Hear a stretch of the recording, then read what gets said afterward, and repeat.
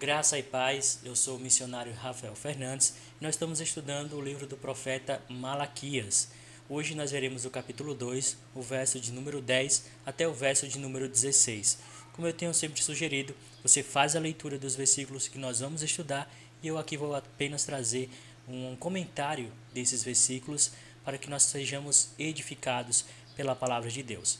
Nos primeiros versículos do capítulo 2, Malaquias tratou dos pecados dos sacerdotes e logo na sequência ele então volta a sua atenção para a nação como um todo, confrontando principalmente os homens que haviam se divorciado de suas esposas para casar-se com mulheres pagãs.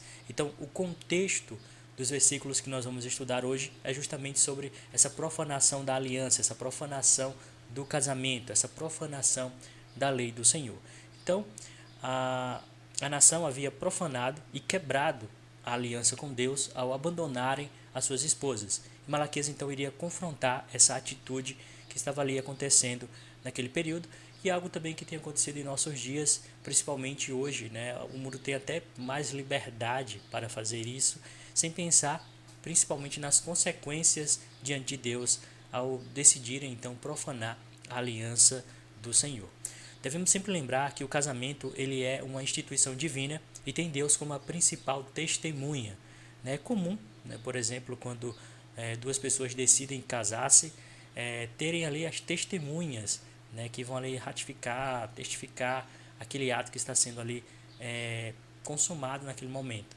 Mas é interessante que a principal testemunha não são as humanas, né, aquelas que nós convidamos para fazer parte ali da cerimônia, mas a principal testemunha é o próprio Deus. Então, uma vez que nós rompemos com o nosso cônjuge, nós estamos rompendo com o próprio Deus. E até é bem mais característico, porque antes de rompermos com o nosso cônjuge, nós estamos rompendo primeiro com o próprio Deus. Devemos lembrar que o casamento não é uma simples união entre um homem e uma mulher, mas sim uma aliança com o próprio Deus.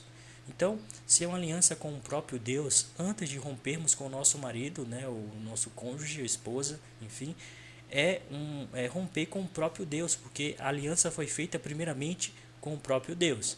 Então, Malaquias irá revelar as consequências desta profanação. Então vamos lá para o versículo de número 10.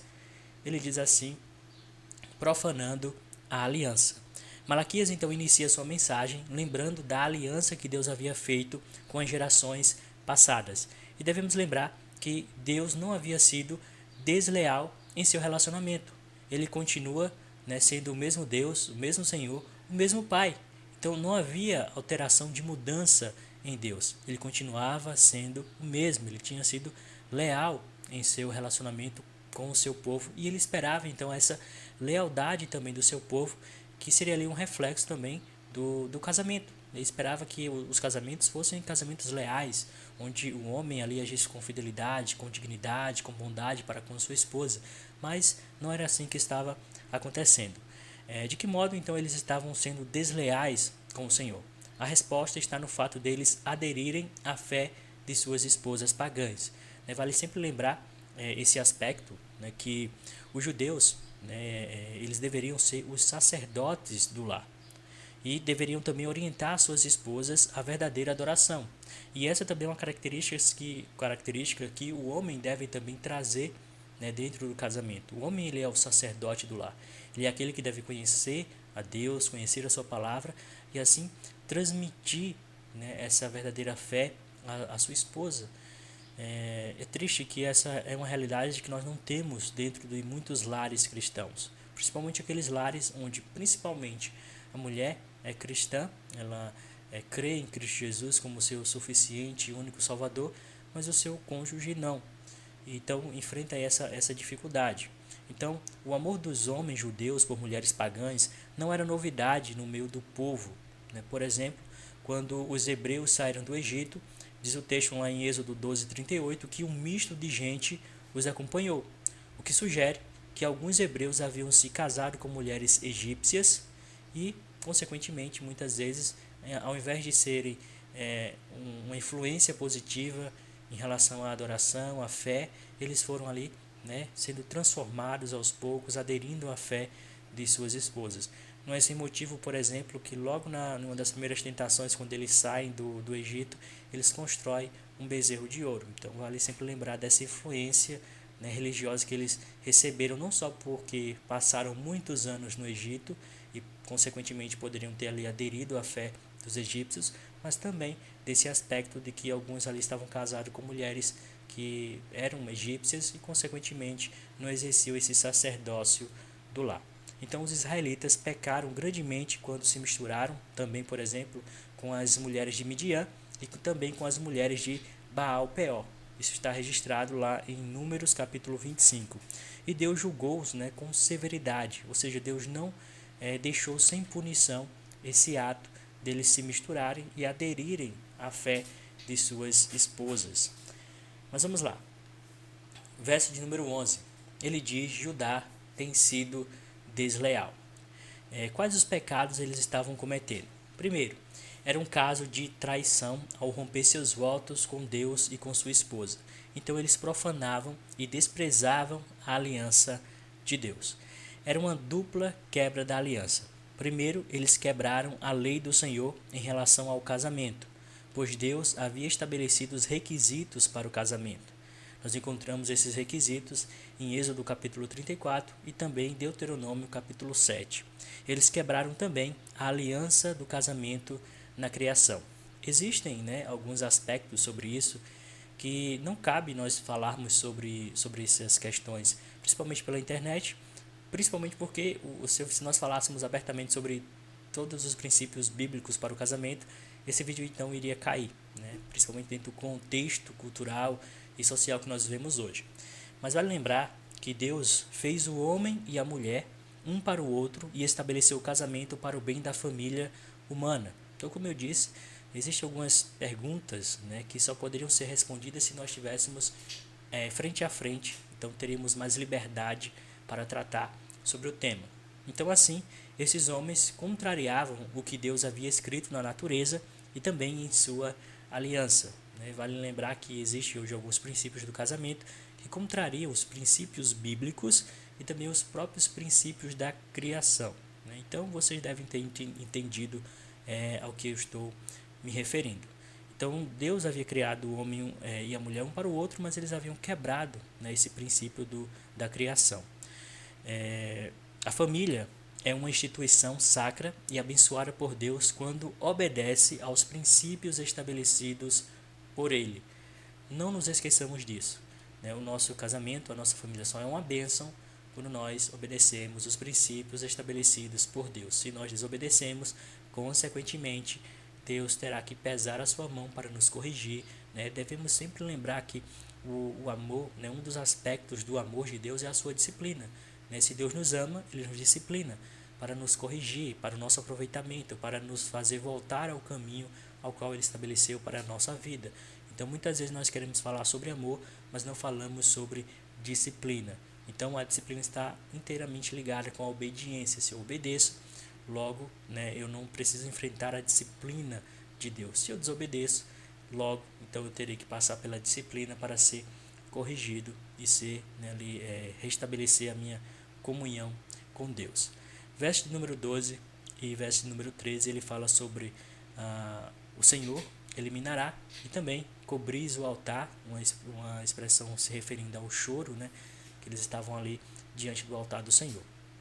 Devemos sempre lembrar que Deus não deixaria sem punição o homem que praticasse tal atitude, ou seja, uma vez que eles abandonassem as suas esposas na mocidade, como nós vamos ver que é a expressão que aparece mais à frente, Deus não iria deixar aquilo impune, Deus iria agir. Então o verso 12 revela a hipocrisia que estava no coração do homem ao casar com essas mulheres, aquelas mulheres pagãs, e depois irem para o templo oferecerem sacrifícios ao Senhor e ainda choravam no altar. Hoje também vivemos dias assim, não é diferente em nossos dias. Deus não deixaria isso sem punição e os homens se divorciam e casam novamente e acreditam que isso não interfere em sua comunhão com Deus. Mas Malaquias vai dizer que não, vai dizer, olha, interfere sim, não podemos viver como se nada fosse acontecer. Não podemos viver casando e descasando e achando que não vai vir nenhum mal sobre nossa vida, que não vai vir nenhuma consequência. Inclusive, né, dentro do contexto atual, nós temos alguns líderes, né, até mesmo pastores, que já estão ali no seu terceiro, quarto, às vezes até quinto casamento, isso o que a gente sabe, fora o que a gente não conhece, mas acreditam que é normal, né, essa prática interferiu, né, ou tem, né, sido praticada dentro da própria igreja, né, de modo geral. Então, Deus não iria deixar isso acontecer, ou não iria deixar isso sem punição. Eles cobriam o altar de lágrimas. Nós somos muitas vezes tendenciosos a acreditar que as lágrimas são um sinal evidente de arrependimento e sinceridade, né, daquilo que nós estamos ali proferindo, ou sinceridade dos nossos atos. Uma vez que foram confrontados, eles argumentavam que estavam arrependidos. Entretanto, a pergunta que deveria ser feita é: qual seria o melhor, né, ou qual seria a melhor evidência de seu arrependimento? E a resposta era: eles deveriam deixar as mulheres pagãs e deveriam ter tomado de volta suas verdadeiras esposas, que foi o que Esdras obrigou-os a fazer. Né? Depois você pode ler o capítulo 9 e 10 do livro de Esdras, e você vai tirar essa conclusão. Né? Esdras foi a ordem que Esdras deu: olha, vocês querem mostrar verdadeiro arrependimento? Então voltem para suas primeiras esposas, e aí sim vocês vão estar, né, ali sendo sinceros diante do Senhor em relação ao seu arrependimento. Enfim, é uma prática que seria adotada hoje, quase não é adotada. As pessoas decidem então seguir suas vidas com um novo cônjuge e sem olhar para trás, sem olhar para o que fez, o que deixou para trás. Pelo menos é assim que nós vemos de modo geral. Né? Eles não têm seguido esse conselho de Esdras, não têm seguido o conselho do Senhor. Até porque, né, eles dizem que no final das contas o que importa é ser feliz. Essa então é uma palavra muito difícil de aceitar em nossos dias, onde os homens casam e descasam constantemente. Nesse novo relacionamento, eles não receberiam então a bênção de Deus, mas sim sua punição. Deus iria eliminá-los, por isso não aceitaria a oferta de suas mãos. Então o texto é bem claro em relação a isso. Né? Aí você pode dizer assim: olha, mas conheço casais que se separaram, estão em um novo casamento. Bom, eu não sei como Deus, né, trata isso. Não sei as causas, os motivos. Nós temos que analisar cada caso. Né? Nós estamos falando aqui de um contexto onde simplesmente os homens abandonavam suas esposas, e muitas delas, e quase 100%, sem uma justificativa bíblica, né? Sem uma justificativa aceitável diante de Deus. Então, dentro do contexto em que hoje, né, principalmente hoje, as pessoas dizem: olha, eu não estou feliz no casamento, eu não quero mais, não deu, então simplesmente rompe o casamento, ou nem se esforça para fazer dar certo, e vão para outro casamento. Né? É triste ver que muitas vezes a pessoa entra em um casamento já totalmente destruído, o outro, né, ele quer sempre se realizar, não quer realizar, né, fazer o outro realizado, então ele está em busca sempre do seu próprio interesse e não do interesse do outro, e ele vai entrar em 1, 2, 3, 4, 5, quantos casamentos for necessário, e ele não vai entender o que de fato é o casamento, que é uma entrega, né, é viver de fato para o outro e não para si. Né? O importante não é simplesmente ser feliz, mas fazer o outro feliz, né, e estar debaixo da bênção de Deus. Então, esse era o problema desses homens a qual, né, Malaquias está ali confrontando. Eles não entenderam o que era de fato o casamento. No verso de número 14, ele fala então sobre a mulher da mocidade. E a pergunta é, né, quem é essa mulher da mocidade? Né, quem é essa esposa da mocidade? A esposa da mocidade era aquela por quem eles haviam se apaixonado e constituído a sua família. A esposa da mocidade foi aquela que construiu sua vida junto ao seu cônjuge. Né? Poderíamos usar aqui alguns exemplos. Né? Eu gosto muito de, né, usar exemplos de pessoas famosas. Né? Às vezes ele começa ali a sua carreira, ainda não é muito conhecido. Às vezes no show dele apenas a esposa e algumas pessoas, ele vai ficando famoso, vai começando a ganhar dinheiro, vai ganhando fama, e daqui a pouco, quando ele estoura, né, nacionalmente, digamos assim, a primeira coisa que ele faz é abandonar aquela mulher que esteve com ele ali nos dias mais difíceis, quando ele era um ninguém, e agora que ele é um alguém, né, conhecido, com dinheiro, ele simplesmente abandona a esposa da mocidade. Então Deus foi a principal testemunha deste lance matrimonial. Então, Uma vez que Deus foi a principal testemunha, quando nós rompemos, nós estamos rompendo com o próprio Deus. A mulher da mocidade dedicou todo o seu tempo, beleza e disposição para cuidar de seu marido e agora estava sendo abandonada. Então veja se isso não é um retrato da sociedade atual, né? Muitas vezes é o seguinte: enquanto a mulher, né, está, digamos assim, bonita, com as medidas dentro daquilo que ele acha que é o belo, que é o correto, que é aquilo que ele gosta, ele está com ela. Quando não, ele simplesmente abandona, ele troca, ele vai ali procurar divorciar-se. E quando se casa, nós estamos vivendo dentro de um contexto onde os homens e também as mulheres não querem mais se casar. Mas Malaquias vai além. Ele diz também que ela era a mulher da aliança, ou seja, foi a mulher com quem ele firmou uma aliança que só seria dissolvida na morte de um dos cônjuges, naquela famosa frase, até que a morte os separe. Eu já passei por alguns aconselhamentos que a pessoa diz assim: olha, mas missionário, para mim ele já morreu, né? Mesmo como se ele tivesse morto.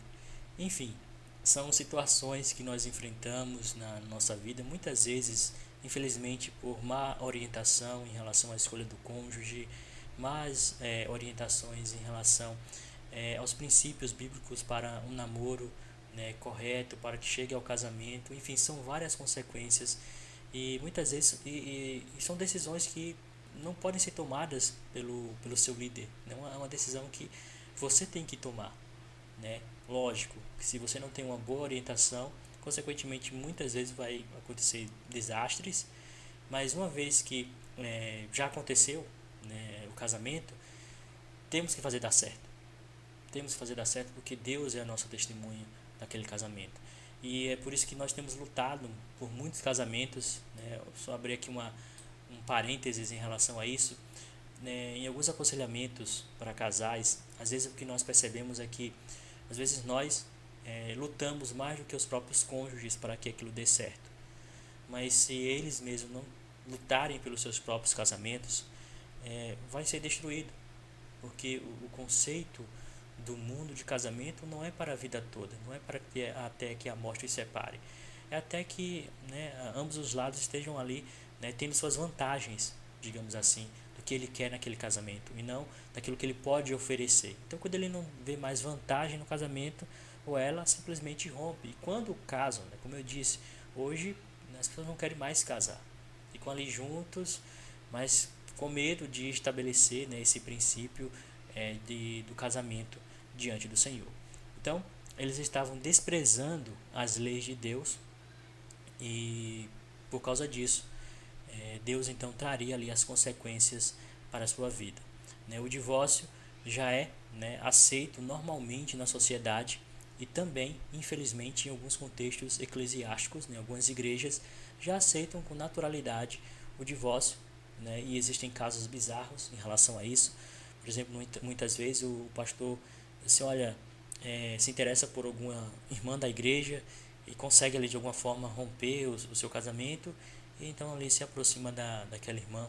Esse caso nem sempre a irmã é solteira, às vezes é também uma irmã já casada, ele faz com que ela, né, rompa o seu casamento. Enfim, são tantas dificuldades, são tantos escândalos, né, que a igreja enfrenta em relação a isso, dos quais nós devemos então pedir, né, a proteção, o cuidado, o discernimento do Senhor para não cairmos, né, em tais erros, em tais armadilhas, não só de Satanás, mas também armadilhas do nosso próprio coração, que é traiçoeiro, né, que é enganoso. Devemos ter sempre esse cuidado.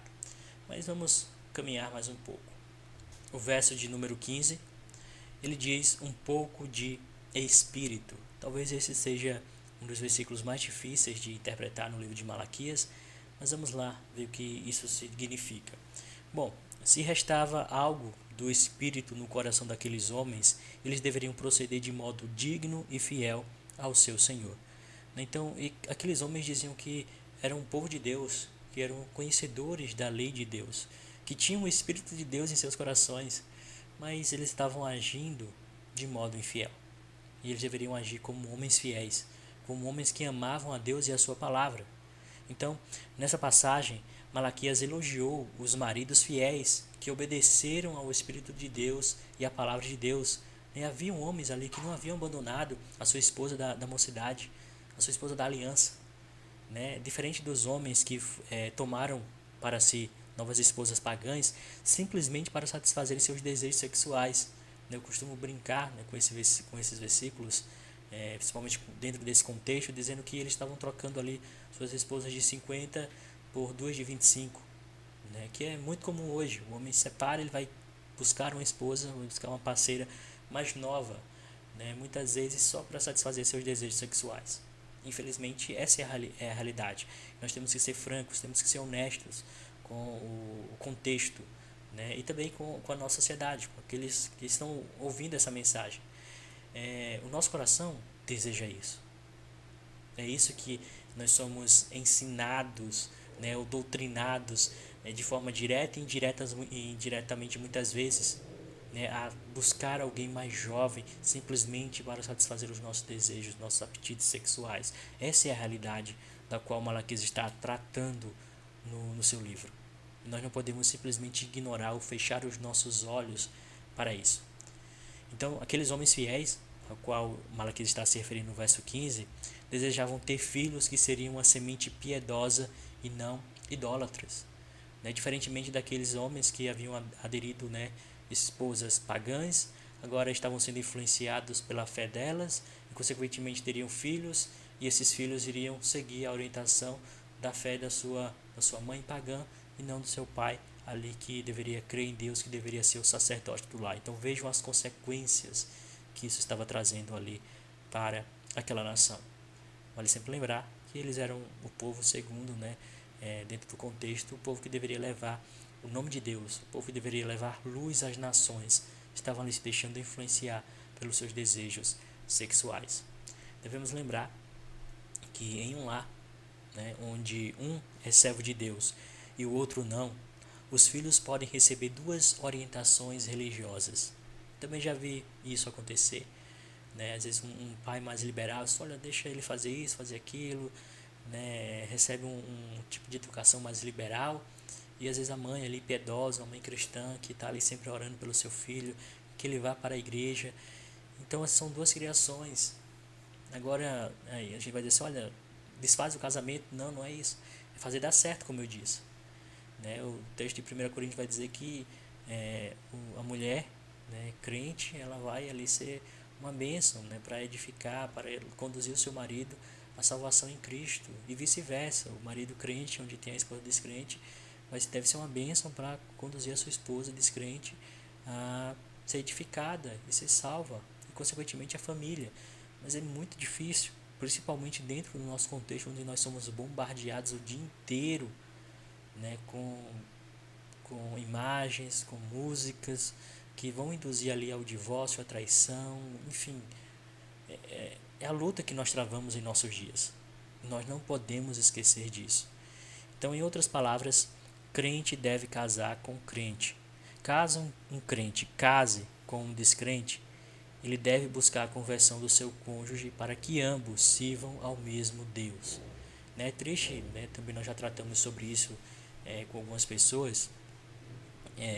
Ela casou e, por mais que a gente tivesse orientado que a pessoa não era crente, esperava que durante o casamento ele se convertesse, e acabou que depois de alguns anos não deu certo e se separaram. E às vezes não foi falta de orientação. Esperava assim que a esposa crente edificasse o seu marido descrente, mas nem sempre acontece assim, nem sempre estão dispostas a sofrer, porque vão sofrer no casamento. E por mais que saibam, né, alguns ainda dizem assim, olha, mas eu quero, né, tentar, eu quero, né, tentar de alguma forma mudá-lo. E às vezes não vai mudar, vai demorar 10, 20, 30 anos e não vai mudar. Isso é doloroso, porque vamos estar sempre com uma pessoa que não crê no mesmo Deus que nós cremos. E às vezes pode dizer assim, mas mesmo ele não crendo, ele permite que eu vá para a igreja, enfim. São várias consequências, como eu disse, que numa conversa pessoal é bem mais fácil a gente conversar, né? Essas aulas que eu trago aqui, quando eu dou elas na igreja, nós temos geralmente uma hora e meia para tratar desse tema, e aqui a gente faz de uma forma mais enxuta, justamente porque não dá para responder, né, todas as perguntas, porque são questões pessoais, questões que, né, muitas vezes está lá no fundo do nosso ser, que a gente tem que tratar aos poucos. Então vamos lá. No verso 16, ele diz que Deus odeia o repúdio. Deus deu a Adão uma só esposa, não várias, e declarou que os dois eram uma só carne. O divórcio então separa aquilo que Deus juntou. Jesus advertiu contra isso. Está registrado lá em Mateus capítulo 19, verso de número 6. O divórcio é como um ato de violência onde deveria haver ternura e também amor.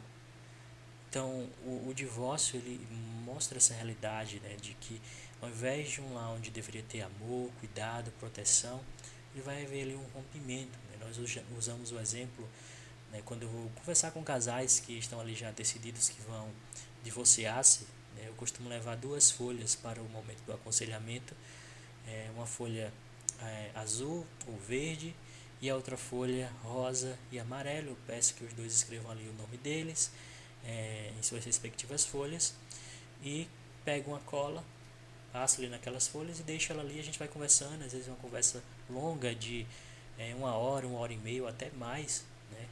E no final eu peço então que cada um, né, pegue de um lado dessa folha e puxe, e consequentemente pedaços da folha, por exemplo, da folha azul, né, foi na folha rosa e vice-versa, e fica alguns buracos, algumas lacunas ali naquelas folhas, né, que qualquer outra folha que a gente tente colar ali, né, por mais que ela cubra, né, os rasgões que ali ficou, os buracos que ali ficou, ele nunca vai completar perfeitamente. Né? E o divórcio é isso, é um romper, é um rasgar, né, da nossa alma, do nosso coração, do nosso ser. E nós achamos que vai ficar tudo bem, mas pedaços de nós foram com aquela outra pessoa e pedaços daquela pessoa também ficaram em nós, né? E graças a Deus, em muitos momentos de aconselhamento, onde os casais já estavam decididos a divorciar-se, né, com a graça de Deus, foi revertida a situação e muitos deles ainda estão hoje juntos e felizes, né, entendendo que foram momentos difíceis e que superaram, venceram em Cristo Jesus. Então, o divórcio é um ato de violência, né, contra si, contra o cônjuge, que deve ser sim tratado da maneira certa, da maneira que glorifica e exalta o nome de Deus. Mas o texto vai falar sobre vestes e violência. E por que Malaquias vai falar sobre isso? Devemos lembrar, né, dentro de um contexto cultural da época, né, na sociedade ocidental moderna, o homem coloca um anel de noivado no dedo da mulher para dedicá-la, né, ou para pedi-la em casamento. Mas no antigo Israel colocava uma ponta de uma veste sobre ela. Aí tem aí o texto de Ezequiel 16:8 e de Ruth 3:9. São 2 textos maravilhosos, você pode depois consultar esses textos. Então, se um homem se divorciava de sua esposa, em vez de ter uma veste que simbolizava o amor, tinha então uma veste que simbolizava a violência.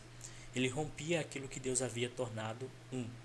Com sua infidelidade, transformava o leito matrimonial em um lugar de ultraje. Então, devemos sempre lembrar também que a intenção original de Deus era que um homem ou uma mulher se dedicasse um ao outro por toda a vida, de fato, até que a morte os separasse. Eu sei que alguns casamentos são bem difíceis, né, e existem algumas questões bíblicas que dão razão para que haja, né, o divórcio, mas eu sempre tento lutar pelos casamentos, não só pelo meu, né, às vezes nós olhamos assim, quando eu estou aconselhando algumas pessoas assim, o seu casamento é perfeito, e eu digo assim, olha, meu casamento não é perfeito, o que torna ele, perfeito, digamos assim, o que torna o fato dele ainda estar, né, dentro do que Deus estabeleceu é o próprio Deus agindo tanto no meu coração como na minha esposa, porque por si só nem eu nem ela temos a capacidade de manter esse ato, de manter esse casamento, de manter essa aliança. Somos falhos, né? Eu costumo dizer assim, olha, se eu fosse seguir o meu coração, em muitas ocasiões já teria me divorciado, mas eu não sigo o meu coração, eu sigo os princípios que Deus colocou em minha vida, né? Eu sigo a própria palavra de Deus, aquilo que Deus estabeleceu, né? Eu sou guiado pela verdade de Deus e não por sentimentos. Sentimentos eles mudam, né? Você acorda amando e vai dormir odiando, né? Às vezes você dorme odiando e acorda e está tudo bem, né? Enfim, eu não sou guiado por sentimentos. Sentimentos são alterados, mudam, são circunstanciais muitas vezes, mas a verdade não. A verdade de Deus é imutável e eu sou guiado por verdades e não por sentimentos. Então estabeleça isso também na sua vida, no seu casamento. Não seja guiado por sentimentos, né? Não seja guiado pela fúria, né, do momento ou pela razão do momento. Seja guiado pela verdade de Deus. E a verdade de Deus é essa, que o homem e a mulher estejam juntos até que a morte os separe, né? Eu brinco dizendo com a minha esposa, eu quero ficar bem velhinho, bem chatinho do seu lado e vice-versa, né? Então, lutem pelos seus casamentos. Como eu disse, às vezes parece que, né, os conselheiros lutam mais pelo casamento do que aqueles que deveriam, né, lutar pelos seus casamentos quando estão ali aconselhando. E como de praxe, também não poderia deixar de trazer aqui 3 perguntas que nós temos feito aí como momento da conclusão. Primeiro, de que maneira temos profanado a aliança do Senhor? Analise isso em sua vida, né, seja você casado ou não, né, quais são as alianças de Deus que nós temos profanado em relação ao casamento. Será que eu tenho sido fiel e leal no estabelecimento, né, ou na manutenção dessa aliança?